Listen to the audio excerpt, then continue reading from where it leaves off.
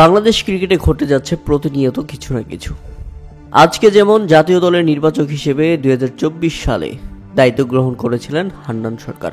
গাজী আশরাফ হোসেন লিপুর নির্বাচক কমিটিতে 2 বছরের জন্য তাকে নিয়োগ দেওয়া হয়েছিল, যদিও 1 বছরের মধ্যেই দায়িত্ব ছাড়ছেন বাংলাদেশের এই সাবেক ক্রিকেটার।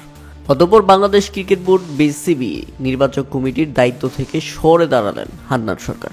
রোববার 2 ফেব্রুয়ারি দুপুরে দায়িত্ব ছেড়েছেন সাবেক এই ক্রিকেটার। বিসিবির সূত্র হিসেবে জানা যায়, হান্নান সরকারের পদত্যাগ ছিল 1 মাসের নোটিশে। তিনি নিজেও নিশ্চিত করেছেন যে তিনি বিসিবির এই পদ থেকে সরে যাচ্ছেন। 1,25,000 টাকার বেতনে নিয়োগ পেয়েছিলেন হান্নান, কিন্তু তিনি বেতনটিকে আকর্ষণীয় মনে করছেন না।